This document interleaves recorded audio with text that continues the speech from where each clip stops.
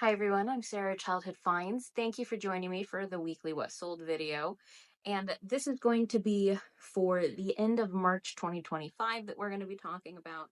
Sales are definitely a little bit slower, but honestly, I have not listed as much as I was before this week. I was struggling a bit this week, and I was trying to get ready mentally to travel, and I just didn't do as much as I should have. So that's really all there is to it. So I think that's mostly to blame, and I honestly would say also the sales aren't terrible in the sense that I didn't sell as much, but I sold some good items. So it's okay. And the stats we're looking at is I only sold across 3 platforms this week, and that included eBay, Poshmark, and then I sold a couple things locally on Facebook Marketplace. And in that, I sold 60 listings total, and 56 were on eBay, 1 on Poshmark, and 3 on Facebook Marketplace. My cross listing hasn't just, I haven't been doing as much as I should. Once I get back from my trip, I'm going to be doing better with that. I just need to get through this first trip, and my sales on eBay totaled just a bit over 2,500 gross sales. So it's not a bad week, not a bad showing. I'm not upset with it. Just a little slower than some of the previous ones. I listed still 55 items. Again, nowhere near where I usually like to be, but the value of those items was 2,961. So at least I made up for it in quality, I suppose, is what you could say. And then I have a couple viewer questions. I think I'm going to touch on one now, and then I'll touch on one during the middle of the video to kind of break it up and not have so much just yammering in the beginning. And also, again, if you have questions, go ahead and put them in the comments, and I'll be happy to talk about them in future What Solds. I hope to be able to have a What Sold next week. It just depends how my sales are on how they do during vacation mode, because all my platforms are turned off basically except for eBay. So it just depends how it goes. The first question is it's essentially the question is asking, how do you sell media you can't or maybe don't want to test? And so how I do it, this may be controversial, but if it is a lower dollar item, say 10, 15, $20, and it's like a DVD, I am going to check the DVD, check the condition, that there's not any excessive scratching, any excessive wear, check the case condition, all of that. And if that is all in good order, I'm going to sell it probably without testing. The time you will take to test $110 DVDs will make you want to rip your hair out. And so I use that method because, knock on wood, I haven't had any returns doing it that way. If it's a higher dollar one or there's more to it, then that's a different story. But I'm talking lower cost media. So the 10, 15, 20s, and that can go for cassettes, VHS. VHS, if you do it, if you're in a humid area, you need to check for mold. That's very prevalent in VHSs in those areas. And as long as it is in very good condition, if there is any question on condition, I will either not sell it or I will test it. And that has worked for me. I haven't had any returns. And honestly, if I get a return for that, I'm going to refund them completely because it's the chance I'm taking. And if I get negative feedback for it, it's a chance again that I am taking doing it that way. Now, things like video games, I do tend to test every single one that I can. And if I can't test it, I will typically sell as untested. And I don't like to sell video games that are super cheap anyway. Um, if I get, like I've been recently testing a lot of DS games or Game Boy Advance games. So what you can do to try to make it easier is like your Game Boy Advance will play your Game Boy Color, and your Game Boy Advance games. So then you can use that to test 3 different ones. And then like your 3DS will test your DS games. So you can do things like that. I do tend to test pretty much all of my video games, but CDs, DVDs, things like that, I will only test it if it is high value or there's any question on the condition. You just have to look at your time. And I know that's probably going to be controversial. I know it feels a little dishonest, but honestly, most of the time those things work. if they are in very good condition. And I am saying very good condition. If there's even a few scratches, then I will reconsider my options. Because most DVDs, most people are throwing them in the DVD player once, and then they're throwing them back in the box and never looking at them again. So that's how most of those discs are. So that's personally how I do it, guys. It may not be the way that others do it, but that's how I do it. And then we'll talk about the next question in a little bit. But for now, let's get started on some what solds. This first lot is just 2 teaspoons. I got this out of a flatware tray at an estate sale that was just assorted garbage. But I was able to pick these out of it, and it's Dansk Orion stainless steel teaspoons. A lot of 2, sold for $28.95. That's why it's worth still looking at the flatware trays, even if it's not a full set. This I just got from my source. It sold very quickly, and large type editions usually are more desirable. And this is Christian Prayer, the Liturgy of the Hours, large print edition, and it sold for $19.95. This is Lamax Carnival Sign Clowns on Parade lighted accessory. I think this sold for around $69, $70, right around there. And this came from my Department 56 buy, so I have about $6 into it, but this isn't that big. And it sold for really good money. And it was, yeah, a really nice find. I love Lamax stuff. This I just got from my source. We just dug this out, and it's a Detroit Red Wing snapback adjustable hat, and it was Squirt Specialties. I could tell by the style when I first saw the logo on the front, and then I saw Squirt Specialties, and then I saw Will Blend, and then I saw what great condition it was. So it sold for $50, I think within a day or two. I tried to price it just right, and you will get, so when you list this kind of stuff, these vintage hats, there are people that specialize in these hats, so you will get a slew of low offers in the beginning because they're trying to get these items to resell, which I totally respect. I just let them sit. I typically don't even counter them in the very beginning, the first day or two, because most of the time, if you price well, these vintage snapbacks, they're going to go very quickly. This is Kirby Squeak Squad, and it was a Nintendo DS. It had the case and manual, and I did fully test it and showed a picture of it working in the photos, or thought I did. It's down there. And I think that definitely helps. It helps protect you, it helps the buyer, and it sold for $39.95. I'd say it's been about 1 or 2 weeks. This was a lot I got off of Facebook Marketplace, and I was a little frustrated with it, but I just accepted it as an oops. And it's Cuisinart Elite French Rooster Spoon teaspoons, stainless set of 5, and it sold for best offer of $25. The reason I was a little frustrated with this lot is I went there, and in the description on the lot, they said, it's missing, I think it was 4 salad forks. So totally fine, went in knowing those would be missing. And then when I got the lot, I purchased it from them, and the reason I don't blame them is I should have checked it in front of them, but it's a little awkward to check a flatware lot in front of people because it's like, hold on, as you sort between each thing, because they usually hand them into you in a grocery bag. So you got to sort them, but it was missing 4 more pieces than they disclosed, and it was, of course, more valuable pieces, salad forks and teaspoons. So it's a little frustrating that instead of 4 pieces missing out of a 40-piece set, it was actually 8. I still got a really good deal and I'm making money on it.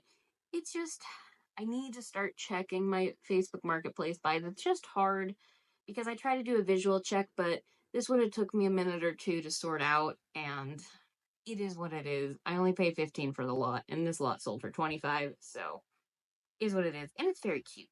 They are very cute little roosters. This is Snoopy Baby Beagle Mobile Determined Productions from 1960. I priced this super high. I've had this listed forever. I mean, a couple of years probably. And I got an offer for $30 and I went, yep, that's totally fine. This was a shoot for the moon price. I couldn't find it when I originally listed it, so I probably just listed it way too high. So I took $30 and I'm more than happy with that. And I think I remember getting them for $2 at the Goodwill a few years ago. And so this Grateful Dead bear, Daisy, sold with this one and its friend of mine. Both of them sold for the asking price. This one for $36.75, and the other one sold for $14.95 to the same buyer. This is a pair of boots, Stuart Weitzman. That's apparently a good name to look out for. You shoe sellers are probably screaming at me saying, yeah, it is, but I've never heard of them. It's over the knee, navy blue suede stretch boot, size 10.5, so they were a good size, and they sold for a best offer of $98. And no, my picture wasn't great. I should have put foam in them and took better pictures that way, but they sold. And I think they went international, so. This is Yosemite Climbs by George Myers, 1979, signed with a question mark because I was 99.5% sure this was George Myers signed, but I couldn't find any examples of his signature, so I didn't want to fully claim if I didn't know for sure. But I'm 99% sure it's signed. And I don't know that sometimes signatures, guys, in books don't make as big a difference as you think. So just keep that in mind when you're pricing. But this did sell for $73.55 and went international. I got this at Goodwill for $2.99. This lot I got off of Facebook Marketplace. It's Gorham Golden Ribbon Edge 9 serving pieces. And I bought this lot of Gorham for $75, and I still have all of the other pieces left. And this was just the serving utensils. It sold for a best offer of $60. This was a cool box. I can't remember where we got this. I can't. We wouldn't have paid more than $1, but I can't remember. I think my mother-in-law grabbed it. I don't know. But it's here. It's a 1937 Priscilla Hexagon Crown Standard Toycraft New York tin box only. It was in decent condition. Sold for a best offer of $14 or $15. And this is Fiestaware set of 4 scarlet red ring handle coffee mugs. And this sold for $24.95. It is an old listing, and honestly, I will probably not continue to sell coffee mugs for this much. I mean, I don't. It's just $25. I know I overpack. I know I could probably pack them better and more efficiently, but I really want them to make it safely. So $25 for these 4 breakables just really wasn't worth it for me. So I probably will not do a set of 4 mugs unless I'd say at least $30. I want at least $30. More than that, personally, but at least 30. But it's an old listing and it's out the door now, and they were in very nice condition, so hopefully the buyer's happy.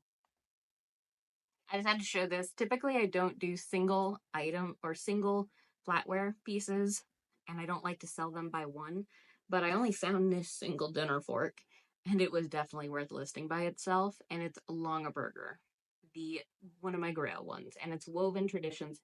It's a single dinner fork, and it did sell for $35.83. Guys, this is why I do flatware. I mean, come on. It's a dinner fork made out of stainless for $35. It's a highly desirable pattern. And this I actually had sitting in my drawer. I remember now, it's Legend of Zelda the Minish Cap. And I remember getting this at a yard sale. We got there early and it was in a different box than the game said. So I think that's why it was there.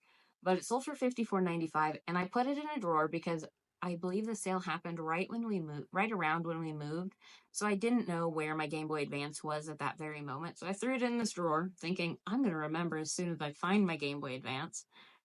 But I didn't. And it sat there for 9, 10 plus months. We lived here for a year, so I think, yeah, probably 9, 10 plus months. And I listed it, tested it, sold within a day. $55. This is Holy Bible Mosaic Devotional Tyndale House Antique Brown Leather-like, and it sold for $14.97 on the sale price. I got this at an estate sale for $2 because it was beautiful condition. Realized it really didn't sell for a ton and did not have a good sell-through, and I couldn't find much selling, so I just priced it incredibly competitively, and it actually moved within a couple weeks. This I just got from my source. We got it this last week, and it's a 1960s battery-operated Horikawa attacking Martian robot. It was not working, but it had the original box, and the robot itself was in beautiful condition. So someone that knows how to work this stuff can probably get him working pretty well, but they got a good deal if they're a person that's going to get it working. It sold for $180. These in working condition with the box, probably 300-400 plus. So I probably could have, got it a little higher, but that's okay. And then our second question is, how do I decide to sell flatware in place settings versus single pieces? And do I ever consider selling sets? And so I'm going to say with sets is if you are a person that likes to turn money pretty quickly, you have limited space and you don't want to have a large store, then sets are the way to go. Personally, I love parting out flatware. So I'm a little biased that I personally just like to part it out. Where sets are very beneficial for especially part-time resellers where they don't want to have a store of 2,200 like me. They want to be able to fit it into their bedroom and get the most out of their listing or have a higher sales price. Then sets are the way to go. And I will say that I like parting out because I would say over time, I probably make 20 to 25% more parting out my flatware. Sets I do sell if I look at research and it's just showing that that's the best way to sell it. So research is going to be the biggest way to determine how to sell your flatware. And I also sell sets for ones that are just not worth parting out. So I just recently sold an Oneida one where they had some plastic handles. They weren't a popular pattern. I couldn't even find a pattern name for them. And it wasn't worth parting it out. So I just sold it as I think it was 4 or 5 place settings. And I sold it for a little over 20 bucks. I would much rather do that than try to part it out and sell each set for like $3 or $4. So I look at how much it's worth as well. And then I will sell in sets if it's a set that's worth only $40, $50. I typically part out by 4 teaspoons, 4 salad forks, 8 dinner forks, etc. But I also will consider place settings. So I consider place settings when you just look at solds, or if it's a specific pattern. So I had a Fiesta wear pattern where it was, you would originally buy it by the color per place setting. So then I sold it by place settings, so then people could get their 5 pieces of color that they wanted instead of getting like an orange, a yellow, a red, and a blue fork.